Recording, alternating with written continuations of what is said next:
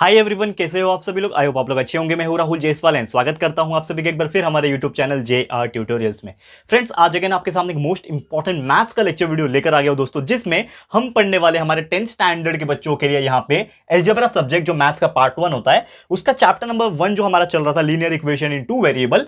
आज हम इस चैप्टर का लेक्चर नंबर 12 आपके लिए लेकर आ गए। तो दोस्तों, आपको बता दें कि ये जो लेक्चर आपको नहीं मिल रहा था, फाइनली आपको हम अपलोड कर रहे हैं, और इसके पहले के जो आपने डिमांड किए थे लेक्चर नंबर 5 एंड 6 वो भी हमने अपलोड कर दिए हैं। आप वीडियो सेक्शन में आप जाओगे, हमारे थोड़ा सा स्क्रॉल करना पड़ेगा, लेकिन हमने अपलोड कर दिया है तो आपको मिल जाएगा, ठीक है। और आने वाले दिनों में हम प्लेलिस्ट को भी अपडेट कर देंगे, और जो लोग बहुत टाइम के बाद अगर ये वीडियो देखेंगे उनको अपडेटेड मिल जाएगा, तो कोई चिंता करने की बात नहीं है। यानी कि सब चीज अप टू डेट है। आपको बस हमारे वीडियो सेक्शन को और प्लेलिस्ट सेक्शन को एक बार चेक कर लेना है। आपको जो भी वीडियोस की डिमांड थी वो सब वहां पे अवेलेबल है, आप वहां पे एक बार देख लो। और पढ़ाई बिल्कुल मत छोड़ना दोस्तों, पढ़ाई कंटिन्यू रखना, क्योंकि देखो कभी भी छोटा सा भी गैप अगर आ जाता है तो फिर पढ़ने का मन नहीं करता है। तो कंसिस्टेंटली आप पढ़ते रहो, जो भी टॉपिक है, जो भी सब्जेक्ट है, आपको हर चीज अवेलेबल है वहां पे, हर चीज आपको मिल जाएगा, ठीक है। और बाकी जो स्टैंडर्ड है 7th 8th 9th उनके लिए हर चीज साइंस एंड मैथ्स का अप टू डेट अवेलेबल है हमारे प्लेलिस्ट के अंदर, तो आप वहां से चेक कर सकते हो। 10th के लिए भी बहुत सारे वीडियोस पहले से ही है, बहुत सारे वीडियो हम लोग नए नए भी बना रहे हैं, तो वो भी आप चेक कर सकते हो, ठीक है। तो चलिए शुरुआत करते हैं लेक्चर नंबर 12 की, जो कि हमारा linear equation in two variable. और आज जो टॉपिक हम लोग पढ़ने वाले हैं, एक नया टॉपिक की शुरुआत करने जा रहे हैं दोस्तों, जिसका नाम है एप्लीकेशन ऑफ साइमल्टेनियस इक्वेशन। आपको याद होगा कि इसके पहले हमारा जो लेक्चर नंबर 11 था उसमें हमने प्रैक्टिस सेट जो 1.4 था उसको भी हमने कंप्लीट कर दिया था। तो उम्मीद करता हूं कि आपने लेक्चर नंबर 11 जरूर से देखा होगा। तो अभी एक नया टॉपिक है जिसका नाम है एप्लीकेशन। अब ये एप्लीकेशन एग्जैक्टली होता क्या है, इसके बारे में चर्चा करेंगे, एंड फिर एक एग्जाम्पल भी आपको सॉल्व करके दिखाऊंगा। एक एग्जाम्पल किस प्रकार आपको क्वेश्चन पूछता है वो आपको मैं बताऊंगा, ठीक है। तो हेडिंग डाल देते हैं, that is application of simultaneous equation.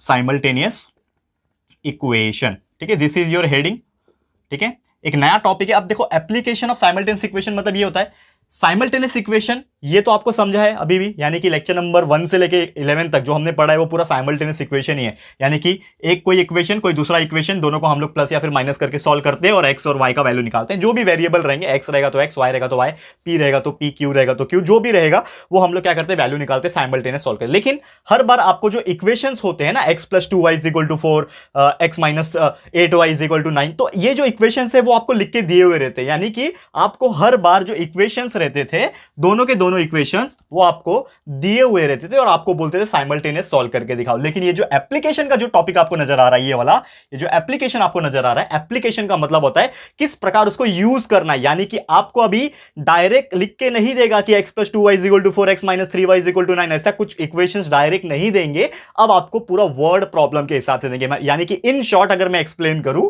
तो ये जो टॉपिक है हमारा एप्लीकेशन ऑफ साइमल्टेनियस इक्वेशन, इसमें आपको कुछ वर्ड के प्रॉब्लम है। बचपन में आपने वर्ड प्रॉब्लम पढ़ा होगा, 5वीं 6वीं 7वीं में पढ़ा होगा। क्वेश्चन ऐसे पूछते थे कि Ram has 4 mango he has given to his brother, and then how many mangoes Ram has left with him, ठीक है ना। तो ऐसे टाइप के क्वेश्चंस पूछते थे। आपको याद होगा कि हमने ये सब चीज बहुत पहले बचपन में सीखा हुआ है। तो इसी प्रकार के कुछ वर्ड में लिखे हुए क्वेश्चंस रहेंगे, उसको आपको समझना पड़ेगा। उसको पहले इक्वेशन के फॉर्म में बनाना होगा, फिर इक्वेशन के बाद आपको उसको सॉल्व करके और आंसर निकालना होगा, ठीक है। तो शुरुआत करते हैं। एक ही क्वेश्चन है, बहुत फर्स्ट क्लास क्वेश्चन है, लेकिन वो अगर आप समझ लोगे, ध्यान से देखना, अगर आपने ये क्वेश्चन समझ लिया तो कभी भी कोई परेशानी नहीं होगी। और उसके बाद जो लेक्चर नंबर 13 होगा उसमें हम लोग सीधा प्रैक्टिस सेट के ऊपर जाएंगे, ठीक है। चलिए शुरुआत करते हैं। एक क्वेश्चन है, समझ लो। यहां पे एक क्वेश्चन दिया हुआ है। क्वेश्चन यहां पे मैं लिखाने की कोशिश करता हूं। क्या बोल रहा है कि the perimeter of rectangle is 40 centimetre. उन्होंने बोला है कि एक रेक्टेंगल है, उसका पेरीमीटर जो है, पेरीमीटर ऑफ रेक्टेंगल। देखो यहां पे मैं थोड़ा सा क्वेश्चन लिखा रहा हूं इसका,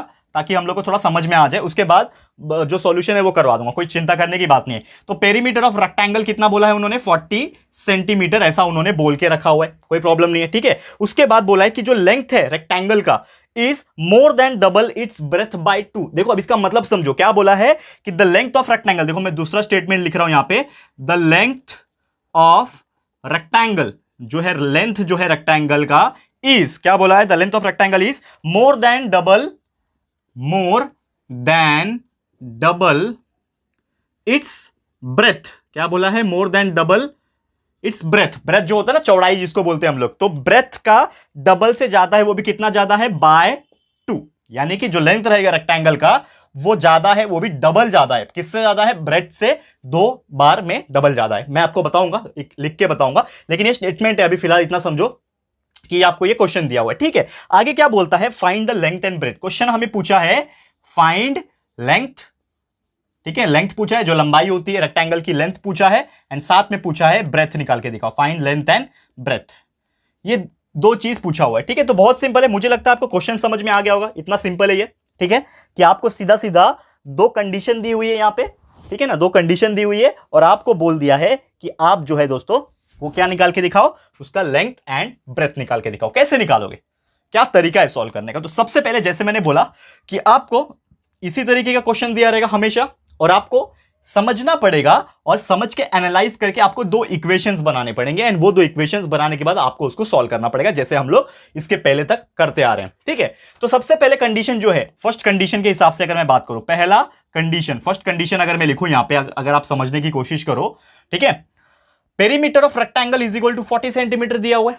क्या बोला है कि पेरीमीटर जो है रेक्टेंगल का वो 40 सेंटीमीटर है, ठीक है। तो मैं लिखता हूं यहां पे कि perimeter of rectangle is equal to 40 centimetre. ये हम लोग को पता है ना, पेरीमीटर 40 ही होता है, ये हम लोग को पता है, ठीक है। बट यहां पे बोलते हैं ना हम लोग, समझने वाली बात है, या फिर आप बोल सकते हैं ट्रिक वाली बात ये है कि पेरीमीटर ऑफ रेक्टेंगल जो है उसका एक फॉर्मूला भी होता है, और आपको याद होगा अगर कि हम मैथ ट्रिक्स वगैरह भी कराते रहते हैं और पहले भी बहुत बार कराया हुआ है, तो पेरीमीटर ऑफ रेक्टेंगल का जो फॉर्मूला होता है वो आपको पता होना चाहिए। लेकिन ये पता होने के पहले आपको कंसीडर ये करना पड़ेगा कि समझ लो कि मैंने मान लिया कि लेंथ जो है वो x है और ब्रेथ जो है वो y है, मैंने ऐसा मान लिया, ऐसा लिख देंगे हम लोग टॉप के ऊपर लिख देने का, let the length is equal to x and breadth is equal to y, ऐसा मैंने लिख दिया ऊपर, ठीक है। इतना समझा कि लेंथ मेरा x है, ब्रेथ मेरा y, क्योंकि दोनों तो मुझे पता नहीं है, ना लेंथ पता है ना ब्रेथ पता है, दोनों में से कोई भी वैल्यू पता नहीं है, तो मैं क्या करूंगा, कंसीडर कर लूंगा, एज्यूम कर लूंगा कि लेंथ मेरा x है, ब्रेथ मेरा y है, ठीक है।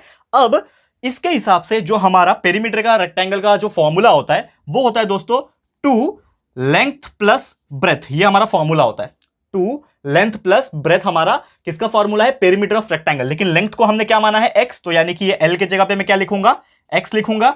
ब्रेथ क्या है माना है मैंने, y माना है, यानी b की जगह पे मैं क्या लिखूंगा, y लिखूंगा। इतना समझा। तो 2x plus y is equal to कितना दिया हुआ है, 40 दिया हुआ है, तो लिख दिया हमने 2x plus y is equal to 40। इतना समझ में आया दोस्तों। तो 2x plus y is equal to 40, इसको हम लोग सॉल्व करेंगे। कैसे सॉल्व करोगे, ये 2 को मैं 40 के पास भेज दूंगा तो क्या हो जाएगा, डिवाइड हो जाएगा जाके, यानी कि क्या बचेगा, x plus y is equal to 40 divide by 2। Therefore क्या बचेगा, देखो, therefore x plus y is equal to 20। 40 divide by 2 कितना बचा, 20, और इसको मैं बोल देता हूं इक्वेशन नंबर 1।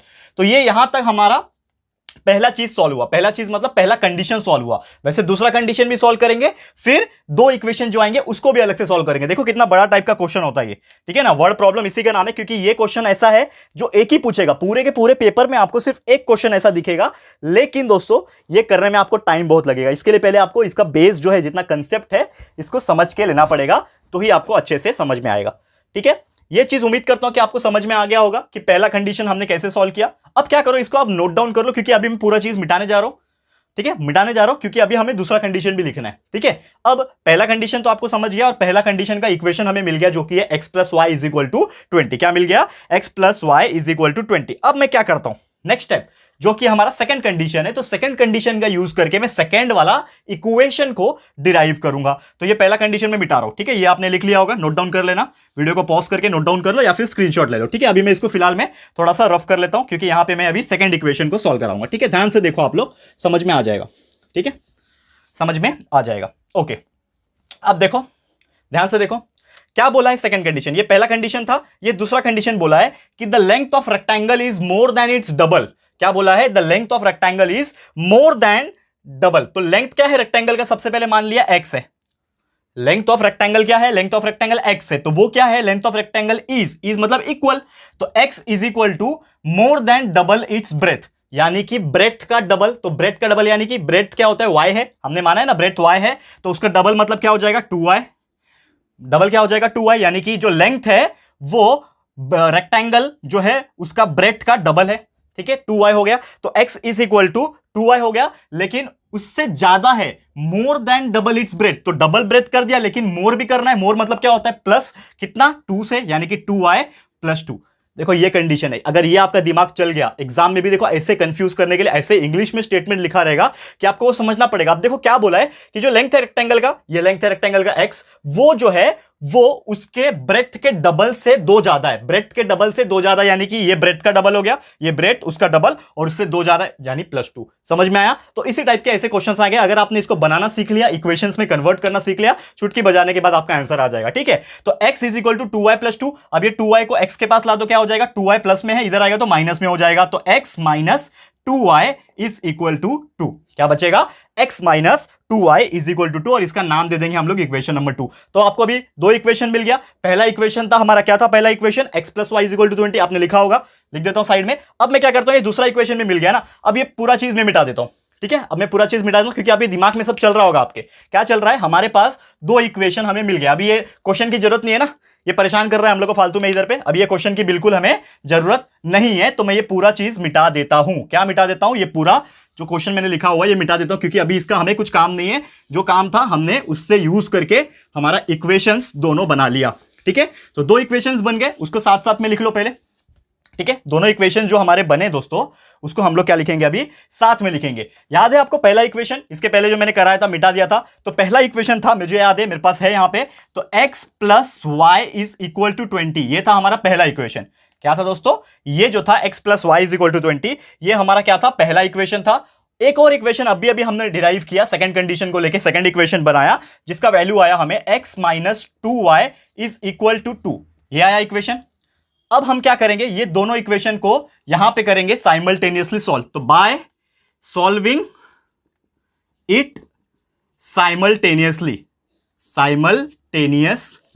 आपको याद होगा कि इसके पहले जितने भी हमने लेक्चर सीखे हैं दोस्तों, उसमें हमने साइमल्टेनियस इक्वेशन सॉल्व किया है। एक इक्वेशन को एक दूसरे के नीचे रख के उसको हम लोग प्लस या फिर माइनस करते हैं। आपको तो ये तो पता ही होगा, तो इतना बेसिक तरीका है इसको सॉल्व करने का। तो हम ये दोनों इक्वेशंस को क्या करेंगे? सबसे पहले इसको सॉल्व करते हैं। अब देखो, इसको सॉल्व करने का 2 मेथड है, हमने ऑलरेडी सीखा हुआ है। एक तो डायरेक्ट आप ये दोनों को साथ में ऊपर नीचे लिख के प्लस माइनस कर दोगे तो आंसर आ जाएगा। दूसरा मेथड क्रैमर्स मेथड भी है, क्रैमर्स रूल, मैंने आपको पढ़ाया था लेक्चर नंबर 9 या 10 में था। उम्मीद करता हूं 2 से 3 लेक्चर पहले हमने कराया था, तो आपने देखा होगा। तो क्रैमर्स रूल से भी सॉल्व करते हैं, लेकिन क्रैमर्स रूल की जरूरत अभी फिलहाल नहीं है। एक ही आएगा आंसर, दोनों में से कोई प्रॉब्लम नहीं, आप कोई भी मेथड यूज करो, लेकिन डायरेक्ट कर लोगे साइमल्टेनियस इक्वेशन तो सीधा सीधा इजी हो जाएगा और सीधा हम लोग सॉल्व कर लेंगे। तो हम लोग किसे करने वाले? साइमल्टेनियस इक्वेशन के मेथड से सॉल्व करेंगे। ठीक है, तो ये चीज हम लोग लिखेंगे यहां पे x plus y is equal to 20, ये पहला इक्वेशन। दूसरा इक्वेशन है x minus 2y is equal to 2। अब इसको हम लोग क्या करेंगे? ऐड या फिर सब्ट्रैक्ट करेंगे, तो इसको बोलते हैं लाइन खींच दिया हमने। अब देखो, यहां पे दोनों में से कोई एक वेरिएबल सेम होना चाहिए। तो क्या सेम है? यहां पे x है, यहां पे भी x है, यानी सेम है, तो ऐड या फिर सब्ट्रैक्ट हो सकता है, बिल्कुल हो सकता है, जैसा हमारा रूल है, जैसा हमने साइमल्टेनियस इक्वेशन सीखा हुआ है पहले भी। ठीक है, तो अब हम क्या करेंगे कि ये और ये x, ये दोनों का अगर मुझे कैंसिल करना है तो दोनों में से कोई एक नेगेटिव चाहिए, तो मैं क्या करूंगा? यहां पे माइनस करूंगा। तो अगर मैं माइनस करूंगा तो ये ऑलरेडी जो माइनस है वो क्या हो जाएगा? प्लस हो जाएगा, और ये जो प्लस है वो क्या हो जाएगा? माइनस हो जाएगा। यानी कि अब कैसे सॉल्व करोगे? यहां पे ये x पॉजिटिव और ये माइनस x, तो ये x और x ये क्या हो गया? 0। ठीक है ना, x माइनस x 0 हो गया। ये y प्लस 2y, एक y प्लस 2y कितना हो गया? 3y इज इक्वल टू ये 20 और ये -2, तो 20 - 2 कितना होता है दोस्तों? 18 होता है। तो 3y is equal to 18, therefore y is equal to 18 upon 3, therefore is equal to 6। तो हमारा आंसर यहां पे कितना आया? y का वैल्यू आ गया 6, y का वैल्यू यहां पे 6 आ गया। बट हमें x का भी वैल्यू चाहिए, तो दोनों में से कोई भी एक इक्वेशन जो था, ये पहला इक्वेशन, ये दूसरा इक्वेशन, दोनों में से किसी एक में भी वैल्यू जो है वो डाल दो। ठीक है, तो हम क्या करेंगे? दोनों में से जो भी इक्वेशंस आपको पसंद है, जो भी आपको अच्छा लग रहा है, सिंपल लग रहा है, इजी लग रहा है, उसमें आप क्या करो? वैल्यू को डाल दो। ठीक है, तो हम क्या करते हैं? पहले वाले में ही डाल देते हैं। तो x plus y is equal to 20 है, तो x प्लस y की जगह पे हम ये 6 डाल सकते हैं ना, क्योंकि y का वैल्यू हमें मिल गया 6, तो y की जगह पे हम क्या डाल रहे हैं? 6। समझ में आ रहा है? तो x प्लस 6 और इसके आगे क्या है? 20 है। ठीक है, पहले इक्वेशन में। तो x का वैल्यू अगर मुझे चाहिए तो क्या करना पड़ेगा? ये 6 को उधर भेजना पड़ेगा, तो ये कितना हो जाएगा? 20 - 6, तो therefore x will be equal to 20 - 6 कितना होता है? 14। तो x कितना आ गया? 14 आ गया, यानी कि x का value 14, y is equal to 6। लेकिन आंसर खत्म हुआ क्या? नहीं, एक छोटा सा काम करना बाकी है। आपको जो क्वेश्चन पूछा था वो आपको पूछा था लेंथ एंड ब्रेथ, ये 2 चीज पूछा हुआ था ना। आपको रेक्टेंगल का लेंथ निकालना था और ब्रेथ निकालना था। लेंथ को मैंने माना था x, बराबर, याद है आपको? ब्रेथ को मैंने माना था y। आ गया ना आंसर दोनों का? x का वैल्यू आ गया 14, यानी कि length is equal to x is equal to 14 centimetre. यह आ गया आपका किसका, लेंथ का वैल्यू, और ब्रेथ अब हमने y माना था तो y का वैल्यू कितना आया 6, यानी कि ब्रेथ कितना आ गया 6 सेंटीमीटर। तो हमें जो रेक्टेंगल दिया हुआ था उस चीज का लेंथ और ब्रेथ हमने निकाल लिया। लंबाई जो है, लेंथ जो है 14 सेंटीमीटर है और चौड़ाई जो है, ब्रेथ जो है वो 6 सेंटीमीटर है। तो आप देख सकते हो कितनी आसानी से हमने ये क्वेश्चन को सॉल्व कर दिया। दिखने में कितना डिफिकल्ट लगता है दोस्तों, क्योंकि ये वर्ड प्रॉब्लम में दिया होता है, यानी कि आपको ये स्टेटमेंट लिख के दिया रहता है कि ऐसा कंडीशन है, ऐसा कंडीशन है। लेकिन एक बार जब आप कंडीशंस को बना लोगे और आपको अच्छे से समझ में आ जाएगा कि हाँ वाकई में क्या कंडीशन है, क्या चीज है, तो आपको बहुत इजी लग जाता है। आपका मेन मकसद यही रहता है कि वो जो स्टेटमेंट लिखा हुआ है, वो जो क्वेश्चन वर्ड में लिखा हुआ है, उसको समझ के एटलीस्ट 2 इक्वेशन बन जाएगा। वो 2 इक्वेशन एक बार बन गया तो उसको सॉल्व करने में बस थोड़ा सा टाइम लगता है और आप लोग आंसर निकाल सकते हो। क्लियर है? तो इसी के साथ दोस्तों हमारा ये आज का वीडियो है वो करता हूं मैं समाप्त, क्योंकि यही था एक क्वेश्चन जो मुझे कराना था। और उम्मीद करता हूं कि एप्लीकेशन ऑफ साइमल्टेनियस इक्वेशन क्या होता है, यानी वर्ड प्रॉब्लम क्वेश्चन दिए होते हैं, उसको बस एनालाइज करके हमें इक्वेशंस बनाने होते हैं और इक्वेशन को सॉल्व करके एक्स और वाई वेरिएबल का वैल्यू जो है वो निकालना होता है। ठीक है, तो उम्मीद करता हूं कि हर चीज आपको क्लियर हो गया होगा। तो जैसे नेक्स्ट लेक्चर आएगा, लेक्चर नंबर 13 जो आप देखोगे, उसमें आपको क्या मिलेगा, प्रैक्टिस सेट। इसी टाइप के जो क्वेश्चंस होते हैं प्रैक्टिस सेट के अंदर जो पूछे हुए, वो हम लोग सॉल्व करेंगे आपके लिए। तो उम्मीद करता हूं कि आप जरूर से देखोगे और ये लेक्चर आपको पसंद भी आया होगा, अच्छा लगा होगा। ठीक है दोस्तों, तो प्लीज हमें कमेंट करके बताना कि कैसा लगा ये वीडियो, अपनी राय और सजेशन जरूर से देना। और अगर आपको ये वीडियो पसंद आया है, यूजफुल लगा है फ्रेंड्स, अच्छा लगा है, तो प्लीज वीडियो को लाइक कीजिएगा, शेयर जरूर से करना, अपने सारे फ्रेंड्स एंड रिलेटिव्स को फटाफट से शेयर कर देना। एंड दोस्तों अगर आपने अभी तक इस चैनल को सब्सक्राइब नहीं किया है तो फटाफट से हमारे चैनल को भी सब्सक्राइब कर देना। साथ में दोस्तों एक बेल आइकन होता है वहां पे, उसको भी प्रेस कर देना, ताकि जब भी हम लोग कोई वीडियोस को अपलोड करेंगे आप लोग को नोटिफिकेशन मिलती रहेगी। ठीक है फ्रेंड्स, तो मिलते हैं हमारे अगले वीडियो में। ये वीडियो देखने के लिए thank you and good bye.